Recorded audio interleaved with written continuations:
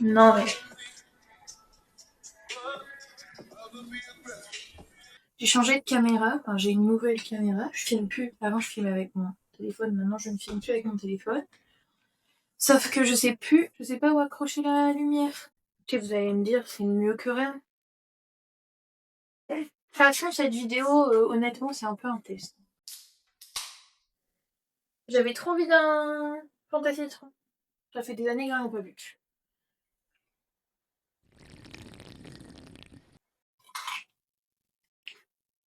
Good soup.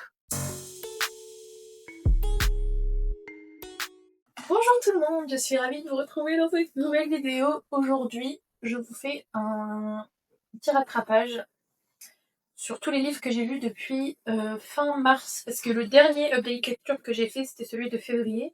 Il n'en est pas fait depuis, donc je vous fais mars, avril, mai. Vu qu'on est le 4 juin aujourd'hui, je crois. Et j'ai lu exactement, si je me trompe pas, 22 livres. Franchement, je suis épatée par mes performances, vraiment. En 3 mois, 22 livres, c'est vraiment pas mal. Bon, 21 parce que lui, je l'ai fini, enfin, je l'ai lu en juin. Et il y a un livre qui est en 5 tomes, mais qui fait partie d'un intégral normalement. Aussi, je suis désolée pour le son s'il est mauvais. C'est la première fois que je teste cette cam et je peux pas mettre de micro extérieur.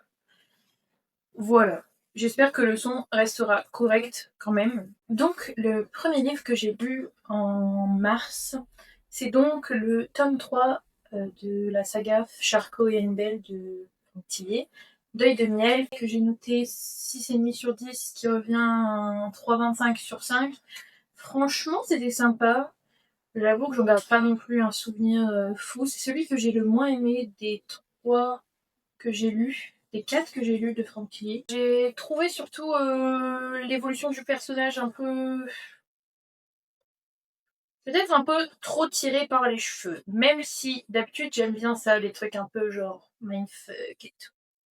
Là c'était un peu trop, et du coup en fait le problème c'est que tu savais qu'il était panique dans sa tête et que tu savais pas ce que tu pouvais croire dans le livre. C'est peut-être le but après. Mais moi ça m'a un peu saoulée parce que du coup ça me perdait. Dans Deuil de miel, on retrouve une femme assassinée dans une église. Elle a été rasée et elle a un message codé sur elle, des trucs hyper mystiques, un peu chelous, avec des papillons. Bref, vraiment bizarre. C'est un tueur en série. Après, il y en a d'autres qui arrivent et donc Franck Charcot essaye d'arrêter le tueur. Sauf que même lui, dans sa tête, il va pas très bien. Donc voilà, c'est un peu genre on suit l'enquête et on suit lui en même temps qui galère un peu. C'était bien écrit, je dis pas, même si je continue à soutenir que Franck Tillier a des descriptions des personnages racisés des fois bizarres. C'était bien, mais c'était long, peut-être un peu pour rien. Puis c'était aussi peut-être le thème insecte qui ne me plaisait pas trop. On continuait par lire le tome 2 des Boys of Tommen, donc Keeping 13 de Chloé Walsh, ici publié chez Chatterley. Et j'ai trop aimé. Vraiment, c'était incroyable. C'était incroyable. J'avais pas envie de m'arrêter. Et j'ai pleuré. Et oh, les personnages, en fait, je les aime trop. Mais en fait, je vous assure que ce livre, je crois que je l'ai déjà dit, mais on a l'impression d'être avec eux. On a l'impression que ça pourrait nous arriver à eux, à nous, pardon. Et il y en a qui pourraient trouver ça un peu cringe. Parce que les personnages, ils sont hyper... genre, par exemple, Shannon, elle est pas du tout sûre d'elle. Et du coup, ça la rend un peu... ça la rend pas pick me, mais vous voyez, elle a besoin de validation. Et en fait, je sais pas... je sais pas vous dire. En fait, c'est un chaos, mais genre, c'est trop bien. Carrément, je me perds dans mes mots, ça veut rien dire, mais vraiment, c'était trop bien. J'ai trop aimé. Et j'ai pleuré. Et en même temps, j'ai pleuré de joie et de tristesse. Et en même temps, on voit les personnages qui commencent à aller mieux. Enfin, les personnages. Je parle notamment de Shannon et Joanie parce que, bon, on va pas parler de Joey et Aoife, mais j'ai pas encore lu la suite parce que je veux continuer de les lire en papier. Enfin, j'aimerais bien acheter la suite et pas les lire sur liseuse. Et pour l'instant, j'essaye de pas trop acheter de livres parce que j'ai genre 200 livres dans ma palle. Donc voilà. Mais vraiment, c'était incroyable. Bon, j'avoue que le livre est énorme et que j'ai mis un peu de temps à le lire parce que panne de lecture. Je l'ai commencé en février, j'ai terminé en mars. Mais en fait, je sais pas, Johnny et Shannon, ils ont tout mon cœur. En entier. Voilà, je les aime. Et moi, j'avoue que j'ai du mal. C'est aussi peut-être pour ça que j'ai pas commencé la suite. Je l'ai pas encore acheté, mais aussi pour ça que je l'ai peut-être pas acheté. J'ai du mal à passer au-dessus des premiers personnages et je sais que du coup, les 2 prochains livres sont sur Joey et Ifa. Bref, et du coup, comme je vois tout le monde en plus qui adore Joey et Ifa, genre, j'ai pas envie de faire d'infidélité à Shannon et Johnny. Bref, voilà, j'ai trop adoré. C'était trop mignon. Et Dipsy, et Claire, et même Lizzie. Oh, je les aime trop. Par contre, j'ai vu que le tome 5 ou 6, tome 5, je crois, est sur Hugues, Hugh, je sais pas comment il se dit son prénom, le frère de Claire, et Lizzie. Alors que Hugues, il est avec une meuf depuis genre tard l'époque. Bref, je sais pas. Je sais pas, mais j'ai très hâte et je vais sûrement lire la suite. Peut-être pas tout de suite, mais en tout cas, je vais la lire. Ici, dans cette saga, on suit Shannon qui est pauvre, qui fait partie, enfin, qui a une vie de merde. Elle a 5 frères, ses parents, ils sont horribles. Je vous fais le résumé du tome 1. Ses parents sont pas très gentils. Bref, elle se faisait harceler dans son lycée, ce qui fait que sa mère décide de la changer de lycée dans un petit élan de considération et de la mettre dans le lycée Tommen, qui est un lycée privé et qui est notamment du coup un lycée les riches vont. Hein. Et le premier jour, euh, elle se fait assommer par une balle de rugby et c'est simplement le capitaine de l'équipe de rugby, Johnny, qui l'a lancé. Bref, du coup, il va l'amener à la surveiller, machin. C'est comme ça qu'ils vont apprendre à se connaître. Enfin, qu'ils vont se connaître. Et du coup, en parallèle, on a Johnny qui est le capitaine de l'équipe de rugby, qui lui est enfant unique, qui vit dans une famille. Sa mère est styliste, son père est avocat. Bref, il a plutôt une belle vie, sauf que il a subi une blessure lors d'un match, genre l'année d'avant. Et ça continue un peu de le hanter. Et voilà. Et bref, en fait, les deux se guérissent l'un l'autre. Et j'adore. J'adore ce livre. Lisez-le tous. Je sais pas comment on peut résumer ce livre. Mis à part qu'il faut le lire, je vous jure qu'il fait peur comme ça parce qu'on dirait qu'il est épais. Bon, il est épais, c'est pas écrit si grand que ça, mais il faut le lire, je vous assure, faut le lire. Mon but cette année est de baisser ma palle. Donc je n'ai pas racheté d'autres livres, mais. Enfin, j'en ai pas racheté en papier, parce que j'ai lu sur liseuse, mais bon, c'est pas grave. Du coup, j'ai lu un livre de ma palle, et celui-ci c'est David Fuenkinos, Je vais mieux, ici publié chez Folio. Ce livre était bof. Franchement, c'était pas le meilleur livre que j'ai lu de lui, mais il était bien. J'ai quand même. Là, je vois que j'ai mis 4 étoiles. Vous voyez, donc c'est mon ressenti après. J'avoue que je me souviens de pas grand-chose. Mais je me souviens que c'était mignon. En fait, souvent, David Fuenkinos, c'est mignon. Mis à part Deux sœurs que je ne pardonnerai jamais. Ok, c'était horrible. Et surtout, il est hyper mignon. Enfin, genre, le livre est beau. Et en plus, c'est mignon à l'intérieur. On suit un homme qui se lève un jour et il se rend compte qu'il a mal au dos. Genre, c'est complètement con. C'est comme si moi, je me lève demain matin et puis je dis, oh putain, j'ai un peu mal au crâne ce matin. Et en fait, de ça découle genre plein de trucs. Parce que du coup, il remet sa vie en question, sa femme, ses enfants, ses amis. Bref, tout ça pour dire que juste à partir d'un mal de dos, le mec, il se fait tout un délire et toute sa vie, elle change du tout au tout. Et il se rend compte en fait que, genre, peut-être que son mal de dos, c'est aussi, peut-être aussi un peu psychologique. C'était super sympa. Et bon, je sais pas si, avec du recul, je sais pas si 4 étoiles, c'est une bonne note. Mais peut-être un 3,5, vous voyez, 3,5, 3,75.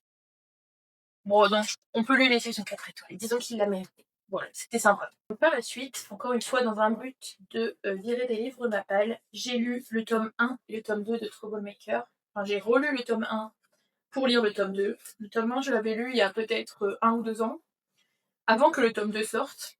Et quand le tome 2 est sorti, je l'ai acheté, mais je ne l'ai jamais lu. Et voilà, c'était l'occasion de le virer. C'était sympa, franchement, je me rappelle avoir bien aimé le tome 1. J'ai peut-être moins bien aimé en le relisant, même si j'ai quand même kiffé. J'ai dû mettre 4 étoiles aussi. Le tome 1, je l'ai noté 4 étoiles. C'était sympa, enfin sympa, je sais pas si c'est le mot, mais je me rappelle que j'avais trouvé ça bien fait. Surtout le personnage de June que je trouvais sympa. Dans ce livre, on suit donc June qui vit avec son père et sa belle-mère, avec son petit frère, et qui est, je sais pas si c'est un spoil ou pas. Bref, disons que sa vie, bon, c'est pas ouf. Chez elle, ça va pas trop, c'est le moins qu'on puisse dire. À l'école, c'est pas ouf non plus. Et un soir où elle est toute seule, elle est, enfin dans sa maison. La maison est cambriolée et un des cambrioleurs la voit, et elle le voit, et il la sauve de ses collègues. Bref, voilà, c'est tout, on passe à autre chose, sauf que quand elle retourne à l'école, après les vacances, le même cambrioleur, c'est son nouveau prof de maths, le prof de maths remplaçant. Et donc lui, son but, c'est de la faire virer de l'école pour pas que... pour la décrédibiliser et pour pas qu'elle dise qu'elle l'a vu ce jour-là dans le cambriolage. Ouais, voilà, ça part comme ça, et après, c'est un peu dur. Surtout du côté de June, c'est pas ouf. Disons que dans le tome 2, ça va mieux. Même si j'ai moins aimé le tome 2, j'ai préféré le tome 1. C'est un livre, je dirais une dark romance, c'est assez soft. Pas vraiment une dark romance. Une romance sombre. Et franchement, c'était sympa, et voilà. J'ai trop rien à dire. J'ai quand même bien aimé. Et si vous cherchez une romance avec des thèmes un peu sombres, un truc un peu drame, euh, avec des personnages quand même hyper attachants, vous devez lire Troublemaker. Même si Laura Swan a mangé à la même table que Jordan Bardella. J'ai ensuite continué avec le tome 4 de la Royal Elite de Rina Kent. Donc c'est le quatrième livre à lire, non, le cinquième livre à lire dans le Rinaverse. Et c'est Black Knight de Rina Kent, je l'ai dit tout à l'heure. Ici c'est la version en anglais, mais ils sont disponibles chez DMR en français si vous les voulez. Et ici on suit donc dans le tome 0, on suit Eden et Astrid. Dans le tome 1, 2, 3, on suit... Non, dans le tome 0, on suit Levi et Astrid. Dans le tome 1, 2, 3, on suit Eden et Elisa. Et donc ici, on suit l'un des meilleurs amis de Eden. On suit Xander avec Kimberly. Et j'avais trop hâte de ce livre parce que ici, le pitch, c'est qu'ils étaient meilleurs amis quand ils étaient petits. Il s'est passé un truc. Et lui, il la déteste et il lui fait la misère. Voilà, là, on est fin de lycée. Et, et voilà. Ce que j'aime bien avec Renaken, c'est qu'il y a toujours un petit plot twist quand même, un truc un peu thriller qui est tiré tout au long du livre, avec un plot twist à la fin, avec une révélation. C'est tiré par les cheveux, mais moi ça me plaît quand c'est un peu tiré par les cheveux. Là, pour le coup, ça m'a plu. Bon, ça reste très dérangé, hein. Ça reste du Rinaken, s'il vous plaît. Ne lisez pas ça si vous avez un problème avec les red flags. Si vous n'aimez pas en lire, en tout cas. Ici, du coup, on suit Kimberly qui a eu des problèmes avec la nourriture toute sa vie. Elle revient au lycée, elle a maigri de ouf. Et comme par hasard, lui, il commence à la revoir, hein. Bon, c'est pas dans le livre, c'est pas du tout ça l'explication. Il est pas grossophobe, hein. Même s'il lui fait des remarques grossophobes des fois, frère. Encore une fois, c'est de la dark romance, s'il vous plaît. Lisez les trigger warnings, même si ça sert à rien de soi. Bref. Et voilà, il lui fait la misère. Bon, c'est des livres hyper spicy. Vraiment très très spicy. Limite trop spicy. C'est peut-être pour ça que j'ai mis 7,5. Mais vous voyez, avec du recul, je lui mettrais peut-être un 4 parce que j'ai quand même bien aimé. J'ai pas continué parce que le tome 5 c'est sur Ronan. Et Ronan, c'est le personnage qui m'intéresse le moins du monde. Donc je me demande limite si je pourrais pas le passer, mais en fait psychologiquement je peux pas faire ça. Je peux pas passer un livre. Voilà, parce que le tome 6 c'est sur Cole. Cole. Puis j'ai envie de le lire son livre. Bah voilà, c'était pas mal. De toute façon, c'est dans la continuité du Renaverse, donc voilà, au moins c'est un livre de plus et un livre au moins dans ma palle. J'ai ensuite continué avec Le Serpent et la Mule. On est toujours en mars. Je sais pas comment j'ai fait pour lire autant de livres en mars, mais je l'ai fait. De Marina Emel, que j'ai lu sur Deezer, qui est disponible sur Kindle Unlimited d'ailleurs. Et c'était pas mal, franchement, j'ai bien aimé. Celui-là, je l'ai noté 3,75 sur 5. On peut même dire pratiquement 4, franchement c'était sympa. C'est une petite dark romance avec une relation pas trop toxique. Franchement c'est soft, mais genre, enfin c'est soft. Il y a quand même des petites scènes un peu gore, genre de torture et tout. Mais bon, en soi, ça reste quand même une dark romance, je pense, soft, si on peut dire. Je sais pas, j'arrive pas à mesurer moi. C'est une dark romance, voilà.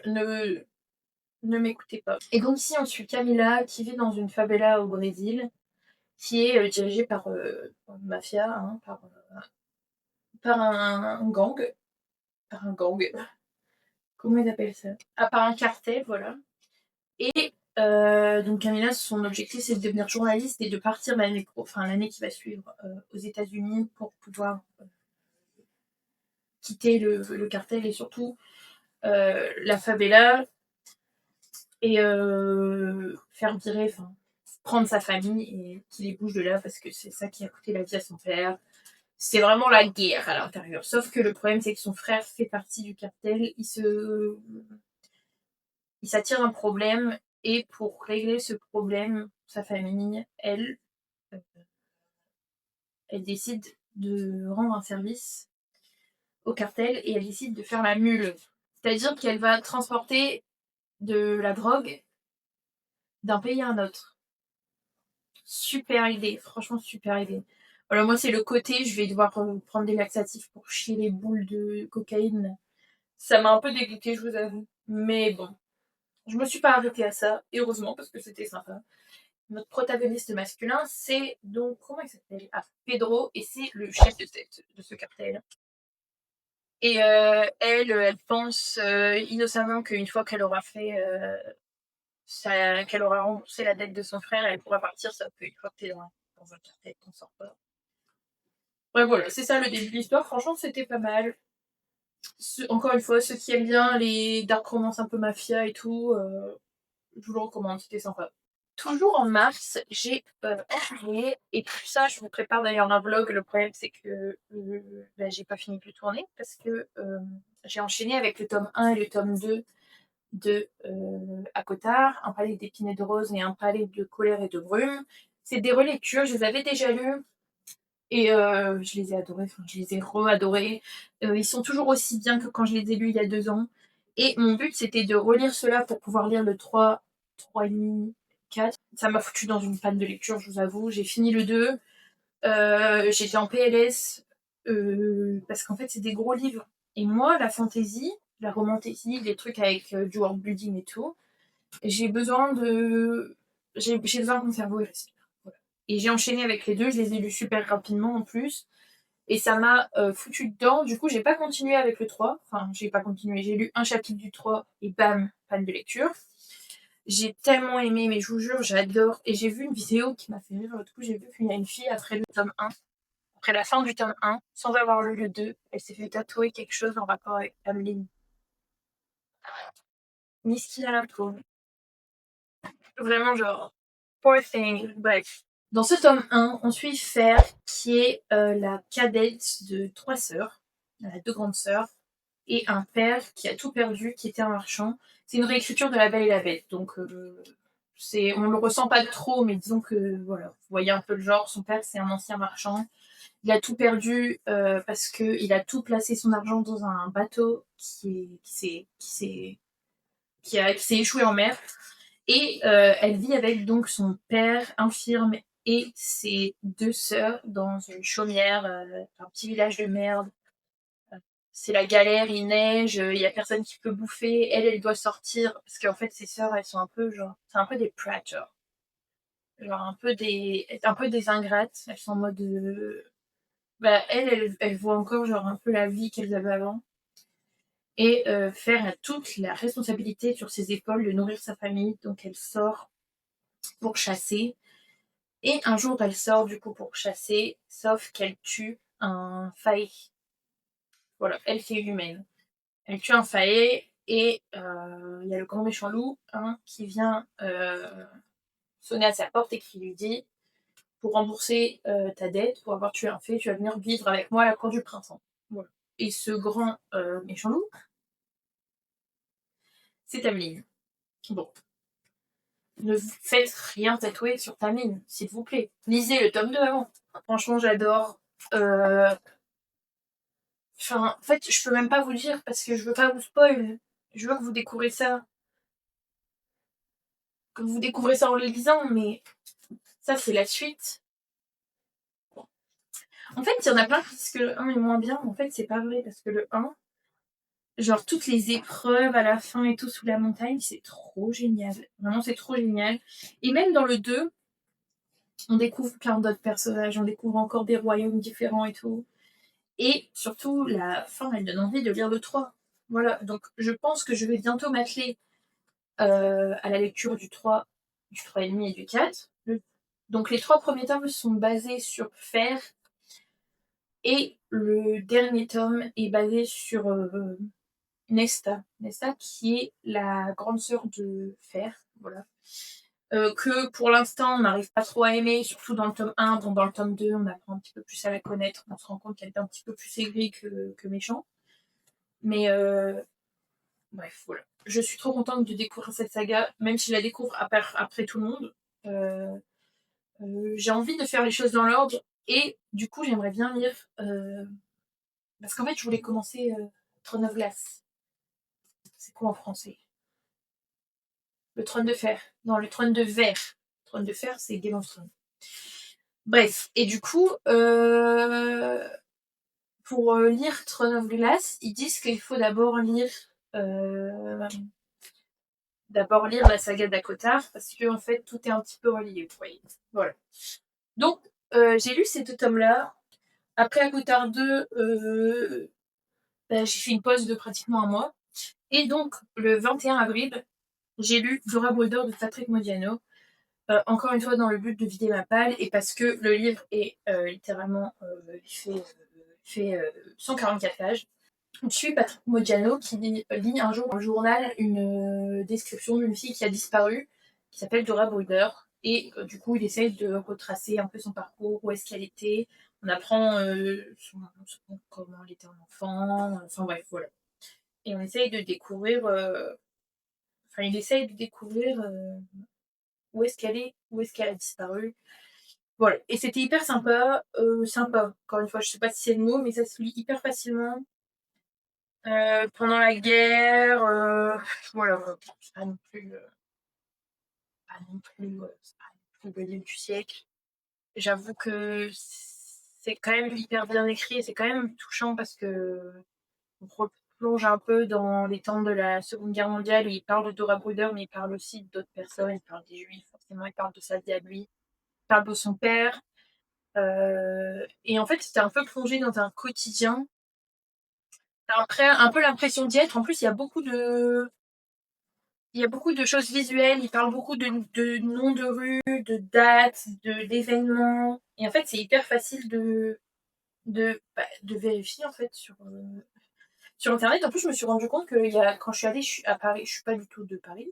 Je suis allée à Paris il y a 2 ans, et j'étais dans un hôtel exactement au même endroit de, de là où elle habitait dans la voiture. Voilà. Bref, voilà. C'est hyper visuel, c'était quand même touchant. Et c'était sympa, j'ai mis 3,5. J'ai continué par quelque chose qui n'avait rien à voir. Là, c'est parce que j'avais pioché un papier, et le but c'était de lire un livre orange. Et j'ai lu The Spanish Love Deception de Elena Armas. Voilà, une rom-com comme on les aime, c'était trop sympa, j'ai trop aimé. Aaron, il a une bouche, une filthy mouth. comme ils disent en anglais, vraiment, ils talk dirty, quoi. Moi, j'aime bien. C'est exactement ce que j'aime chez eux. Fictionnel. Bon, bref. Ici, on suit Catalina qui travaille aux États-Unis, mais qui est d'origine espagnole. Et sa sœur se marie en été, sauf que elle a menti. Elle leur a dit qu'elle allait venir avec un petit copain parce que son ex est le frère du marié. Qu'elle est en mode non, mais je peux pas y aller sans, genre on va croire que je m'en suis jamais remis et tout. Parce qu'en fait, sa famille, ils sont un peu en mode ça va, Catalina, ça va. Genre, ils sont un peu en mode ils la prennent un peu en pitié, tu vois, et ça la saoule. Et elle dit bah non, mais j'ai un petit ami, je vais venir avec. Voilà. Sauf que c'est pas du tout vrai, elle a pas de petit ami. Au début, elle se dit bon, c'est pas grave, je vais essayer d'engager genre un gigolo. Mais elle me dit mais en fait, c'est pas possible, je peux pas faire ça. Et il se trouve que son ennemi au travail, aka Aaron Blackthorne, si je me trompe pas, Blackford, pardon, lui dit non, mais moi je veux venir. Elle est en mode mais pourquoi tu ferais ça? On se déteste. Et lui en mode non, mais mon offre elle tient encore. Elle est en mode non. Et lui en mode si, non, si, non, si, non, si. Bref, elle finit par accepter. Et c'était trop génial. Vraiment, genre, franchement, c'est les 700 pages qui sont passées le plus vite de ma vie. J'ai mis 4 étoiles, c'était trop mignon. Voilà, une petite rom-com, genre comme on les aime. Et franchement, ça permet de mettre son cerveau, genre. C'est le genre, moi, c'est les livres qui me font faire réfléchir.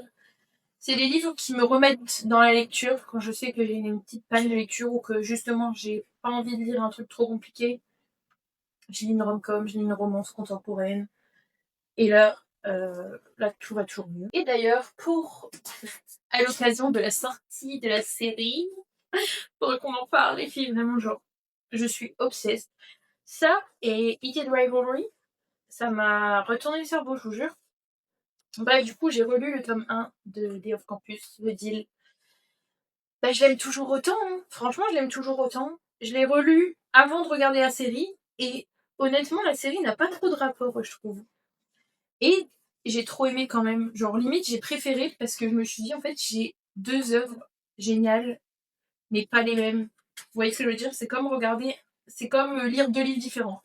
Bon, même si, j'abuse, il y a quand même des points communs, mais c'est quand même, la série est quand même très différente pour ceux qui ont lu le livre et vu la série.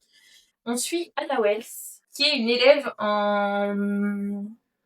Attendez, parce qu'il ne faut pas que je confonde la série et le livre. Qui est une élève en musique, qui est dans un cursus de musique, elle chante. Et elle est dans le même cours que Gareth Graham. Gareth Graham, qui est le capitaine de l'équipe de hockey, qui fait partie des populaires.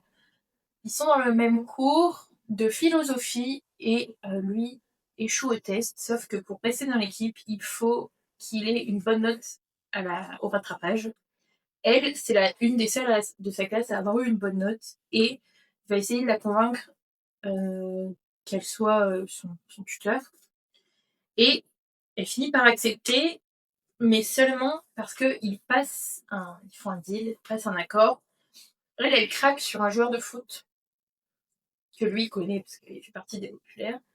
Et il lui dit, mais en fait, moi je fais ton faux petit ami, on le rend jaloux, tu m'aides pour mon test, après on se sépare, et tu gagnes le beau joueur de foot. Voilà, ça commence comme ça, sauf que vous vous doutez bien qu'elle finit pas avec le fucking Justin, hein?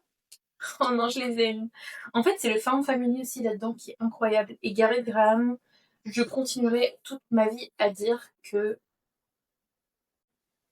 c'est un des plus grands green flags. Voilà, faut le dire.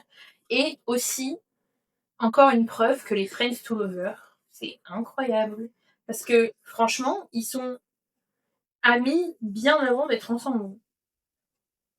Oh, bref, voilà, j'adore ce livre. J'ai mis 5 sur 5 parce que voilà, je l'aime. Et je n'ai pas encore lu la suite, mais d'après ce que j'ai compris, la saison 2, elle va être sur Dean et Ali, qui, moi, Unpopular Opinion, fait partie de... Enfin, c'est pas mon préféré c'est lui. Après, c'est... Je crois que mon préféré, après, c'est John Logan, c'est Logan, et après, c'est Dean. J'ai bien aimé le tome 3 aussi, mais... Disons qu'il m'a moins surpris, peut-être. Le truc, c'est que pour The Mistake, donc le tome 2, oui, moi, j'ai les anciennes couvertures, les filles. Ça fait longtemps que je les ai achetées, ok? Mais moi, j'aime bien les membres. qui est des mecs torse nu sur mes livres. Et donc, dans ce livre-là, on suit Logan, et j'avoue que je m'en branlais un peu, donc j'ai pris hyper du temps à commencer le tome 2 au moment où je les ai lus, il y a genre 3 ans. Et en fait, j'ai été agréablement surprise parce que je l'ai pris sans aucune, comment on dit, sans aucune attente. Putain, non mais ça a du mal au monter au cerveau. Et en fait, j'ai kiffé. Franchement, c'était super bien. Et donc, le tome 3, bah, je l'avais kiffé aussi, hein, sans aucune. Pourquoi je sais pas parler? Je sais pas comment on dit. Alors, on n'est pas étonné que je l'ai aimé, bref. La meuf est gâte. Et j'ai pas lu le 4 par contre. Je l'ai pas lu parce qu'à l'époque, quand j'ai vu que c'était la pregnancy trope dedans, j'étais en mode non. Non, non, non, non, non, je veux pas. Voilà, je veux pas. Je l'avais pas lu. Sauf qu'au final, je pense que je vais bientôt le lire parce qu'en fait, je suis sûre qu'il est bien. Voilà. Mais il faudrait que je relise The Mistake et The Score avant. Surtout avec la série qui va sortir. Je suis un peu deg que la saison 2 soit sur Disney Ali. J'aurais bien voulu qu'elle soit sur John Logan. Pourquoi je l'appelle John Logan? Parce que dans la série, il l'appelle grave John Logan. Ouais, voilà, je vous raconte un peu trop ma vie, mais ça a compris l'idée. Pour continuer par lire, genre, 2 nouvelles de Maupassant. J'ai lu le début de Boule de Suie. Si, c'est bien, en fait, c'est bien parce que il y a une fin un peu ouf et tout, et c'est surtout qu'il y a une morale. Si, dans Boule de Suie, on suit des gens qui se barrent parce qu'il y a la roi, je sais plus même pourquoi. Ils s'échappent parce que il y a un truc qui va pas dans leur ville, bref. Et ils se retrouvent donc à 6, je crois, ou 8 ou 10, un nombre de personnes dans un carrosse, genre dans une voiture pour se barrer, sauf qu'il fait froid dehors. Et les gens, ils partent un peu à la hâte et tout, sauf qu'ils se retrouvent avec Boule de Suie, qui est une pute. Ah! Globalement, une prostituée. Forcément, tous la jugent, machin et tout, bref. Euh, voilà. Et c'est juste que on voit là-dedans que les gens qui ont le moins d'honneur, c'est peut-être pas ceux qui vendent leur corps. Je l'ai pas fini, hein. Honnêtement, je l'ai pas fini parce qu'il m'a un peu cassé les couilles, pour être tout à fait honnête. J'étais peut-être pas dans la mode pour lire ça, mais par contre, Boule de Suie, enfin la nouvelle Boule de Suie qui dure du coup une centaine de pages, qui est un peu moins. Non, une centaine de pages. Je l'ai lu en entier et franchement, juste ça fout la rage. Déjà, il l'appelle Boule de Suie, la meuf, parce qu'elle est un peu grosse. J'ai continué. Ensuite, par après Boule de Suie, carrément, j'ai pas lu pendant un moment. Et j'ai repris 20 jours après et j'ai lu le tome 2 des Ranches de Ruby Creek. Sur la ligne d'arrivée, donc le tome sur Cole et Violette, que j'ai beaucoup plus aimé que le tome 1, franchement. Même si, paradoxalement, Billy, c'est mon personnage préféré de toute la série. Vraiment, je l'adore, cette femme. Ici, on suit Violette, qui est donc jockey. Voilà, cherche le mot. Et Cole, c'est son patron, c'est le mec qui gère, à qui appartient le ranch, avec Vaughn, son frère. Et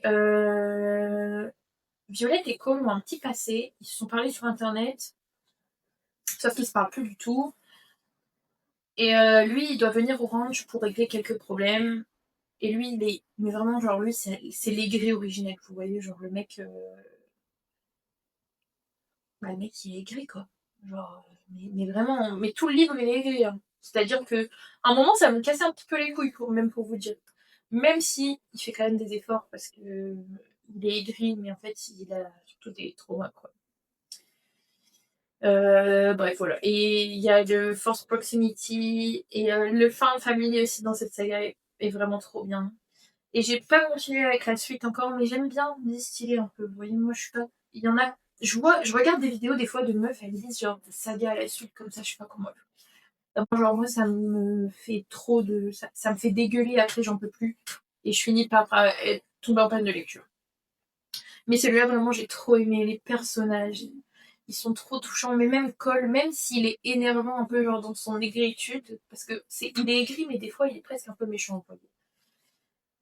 Et ben en fait, tu lui pardonnes parce que Miskina Bebeto est fait de la peine, quoi. Voilà, genre, c'est tout. Et voilà, c'était trop mignon.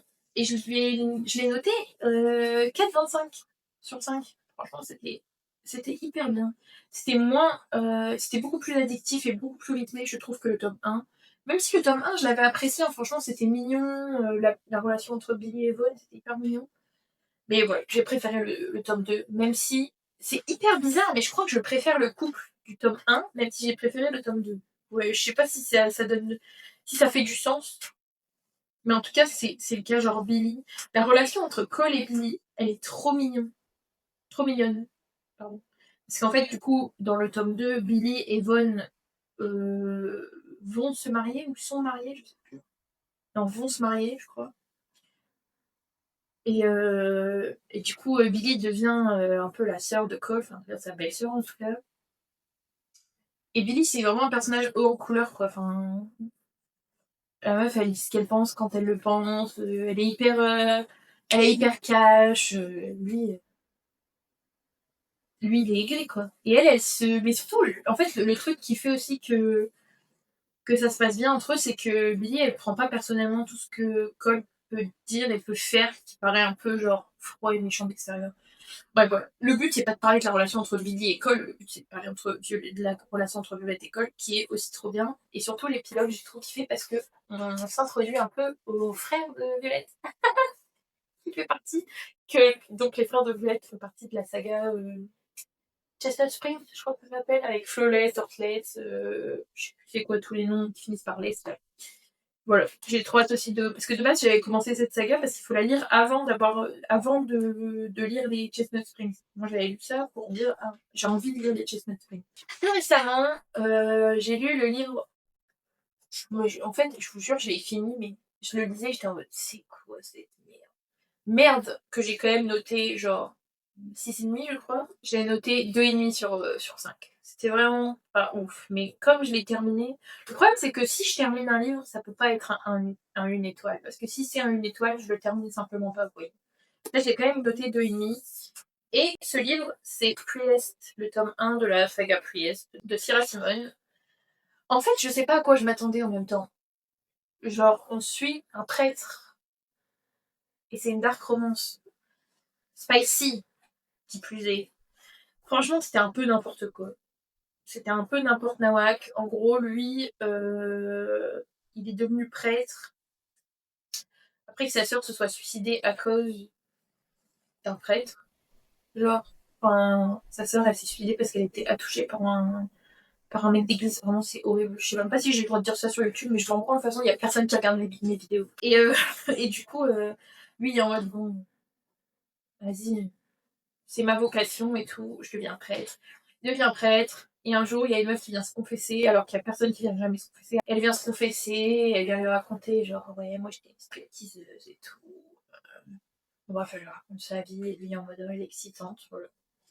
Ils finissent par baiser ensemble sur. Et le pire, en fait, c'est que, je vous assure que c'est pas blasphématoire, mais en fait, c'est blasphématoire, mais en fait, c'est raconté d'une manière que ça l'est pas, genre. En fait, c'est juste, genre, en mode.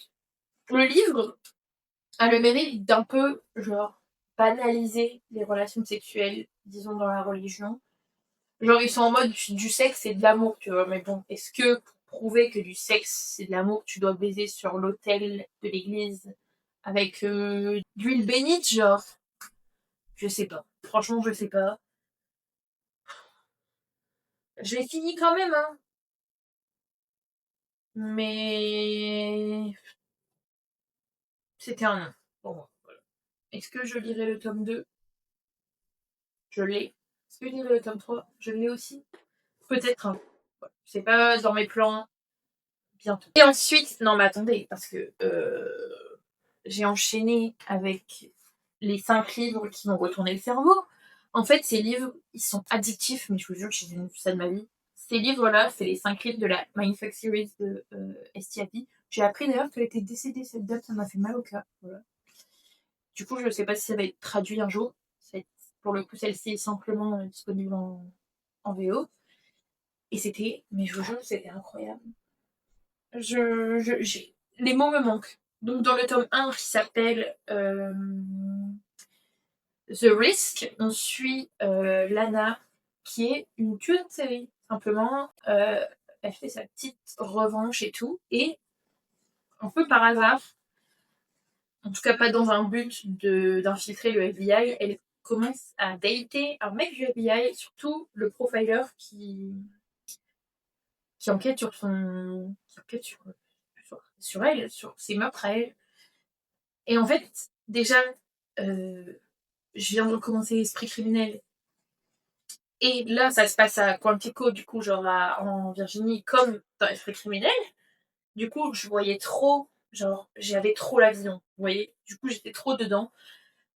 Et en plus, je sais pas, en fait, ce livre, ça devrait pas être noté comme une romance parce que je trouve que c'en est pas une. C'est plus genre un thriller psychologique avec un peu de romance et de spicy de temps en temps. Bah voilà, ce tome 1, je l'ai noté 3,75 sur 5. C'est une très bonne note hein, pour moi. J'ai vraiment trop aimé. Sauf que c'est un peu introductif, vous voyez. Donc on commence un peu à rentrer dedans.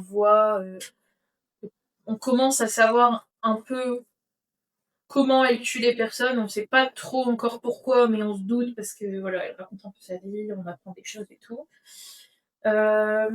Et surtout, t'as envie d'en savoir plus sur les personnages, tu vois. Même pas spécialement sur leur romance, mais, mais en fait, t'as tellement envie de savoir quand est-ce que lui va capter qu'en fait, elle, c'est une tueuse en série, et qu'il enquête contre elle, que qu'en fait, t'as tellement envie de continuer. Bref, du coup, le tome 2, qui est Sidetracked, je l'ai noté 4 étoiles, celui-là, il était un peu mieux.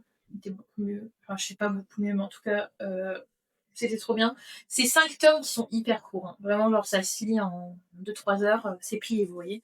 Tome 2 était encore plus court le premier. Et dans le tome 2, il me semble qu'il y a toute une histoire avec un autre tueur en série qui prend en chasse Logan, c'est le nom du personnage masculin. Et enfin, l'équipe du FBI, quoi, qui a une intrigue un petit peu secondaire là-dessus, qui s'appelle The Boogeyman. Ça, c'est le tome 2. Le tome 3, je l'ai noté 4 étoiles. Et c'est Scarlet Angel, c'est le nom qu'ils finissent par donner au tueur en série que Lana est. Je pense que c'est un homme. Et franchement, l'autrice, elle sait comment finir un livre. Genre, à chaque fois, ça finit sur des cliffhangers. T'es en mode, quoi? Genre, faut savoir. La fin du tome 2, il se passe un truc, t'es en mode, ah non, mais là, il me faut la suite, il faut que je sache ce qui va se passer. Fin du 3, c'est pareil. Le 4, c'est All the Lies. Et lui, je l'ai noté 5 étoiles. Il était trop bien. C'était mon préféré. Et bref, je ne veux pas dire trop, encore une fois. Mais on apprend encore plus de choses. Et là, on est vraiment dans le feu de l'action dans le 4. On arrive vraiment, genre, il n'y a plus de quête secondaire, il n'y a plus de. On commence à découvrir les personnages. Là, on rentre dans le vif du sujet, c'est-à-dire le tueur en série qui est Lana et. Enfin, que Lana est, et Logan qui commence à enquêter sérieusement sur son cas. Parce qu'elle laisse vraiment beaucoup de cadavres, la meuf en plus, elle les torture, mais des trucs de ouf. Elle a une raison de le faire.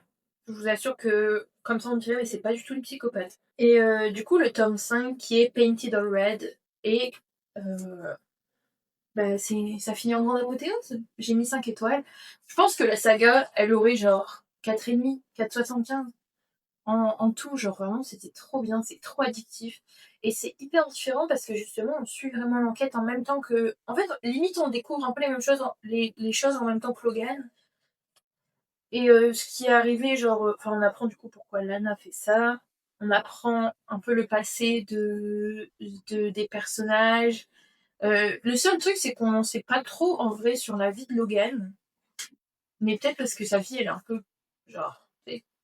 Il n'y a pas de. Il y a une vie classique comme vous et moi, quoi. Il n'y a pas rien de foufou. On en apprend plus sur les collègues de Logan, on apprend plus sur le partenaire de Lana. Enfin, le partenaire parce qu'elle est avec.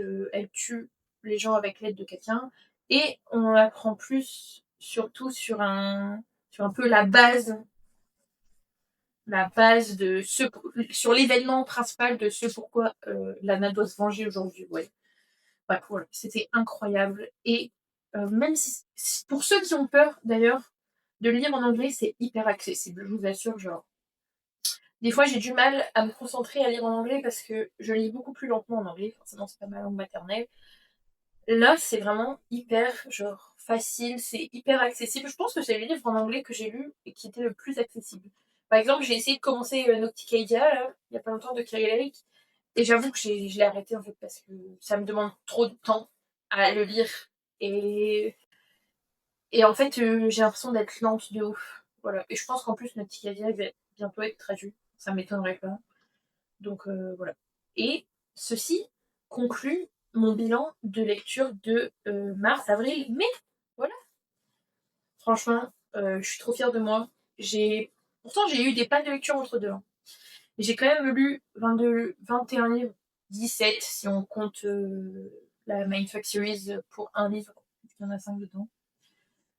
Je suis trop contente et je suis trop contente de vous parler aujourd'hui. En fait, pour tout vous dire, j'ai pas continué à faire des vidéos parce que mon téléphone n'a plus de place. Et le problème, c'est que faire des vidéos en bonne qualité sur téléphone, ça prend de la place sur ton téléphone. Voilà. Et mon téléphone, à chaque fois que j'essayais de filmer, il me marquait stockage saturé, machin, tout. Alors que j'ai un abonnement à fucking 10 € sur iCloud pour 2 Tera. En fait, là, j'ai une mise à jour à faire, je peux même pas la faire. Bref, voilà, ça me saoule. Et je me suis dit, bon, c'est l'occasion peut-être d'investir dans une caméra. Et je me suis dit, je vais investir, mais je vais pas non plus mettre 1 000 € parce que le problème, c'est que tu regardes des vidéos pour une caméra et en fait, ça coûte je sais pas combien, quoi. Bref, voilà. Euh, je parle trop. Je vous fais des gros bisous et on se dit à bientôt. Bisous!